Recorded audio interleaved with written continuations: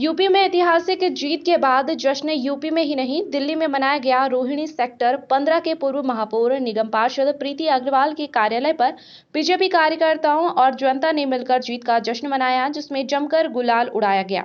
उत्तर प्रदेश, उत्तराखंड, मणिपुर और गोवा की जीत की खुशियां एक दूसरे के साथ साझा की गई। साथ ही प्रीति अग्रवाल ने सभी कार्यकर्ताओं को जीत की बधाई दी और रंगों एवं गुलाल के फूलों से होली खेली।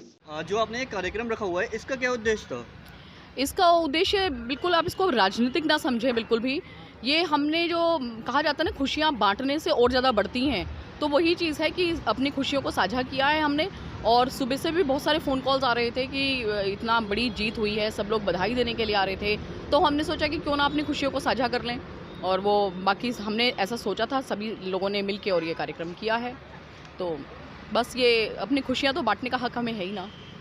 मैम, जो विरोधी दल रिपोर्ट्स कार्ड लेकर बड़े बड़े दावे कर रहे थे, उसके बावजूद भी बीजेपी ने अलग इतिहास रचा है, इस पर क्या कुछ कहना चाहेंगे? देखिए, मैं फिर वही बता रही हूँ कि काम करने वाले की जीत होती है। अब जनता पहले की तरह से नहीं है, जनता सब समझ चुकी है। जनता को पता है कौन सरकार काम कर रही है और कौन सरकार सिर्फ बातें कर रही है और सिर्फ वादे कर रही है।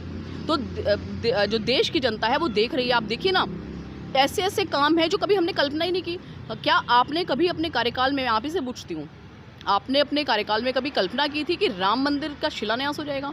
कभी सोचा था काशी विश्वनाथ इतना भव्य बन जाएगा? कभी बेटी बचाओ बेटी पढ़ाओ की कल्पना की थी क्या?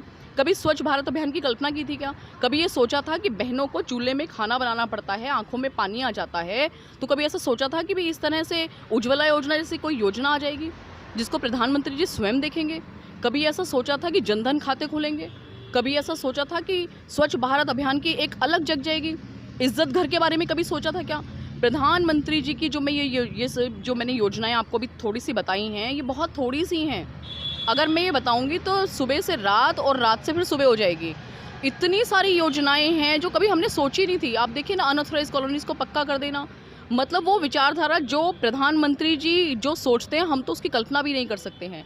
तो ये देशवासी जान चुके हैं। आप देखिए ना, यूक्रेन से बच्चों को यहाँ पे लेके आना कोई छोटी बात नहीं है। आज उन्होंने, प्रधानमंत्री जी ने, विश्व में हमारा सर फ़ख्र से ऊंचा हो गया है।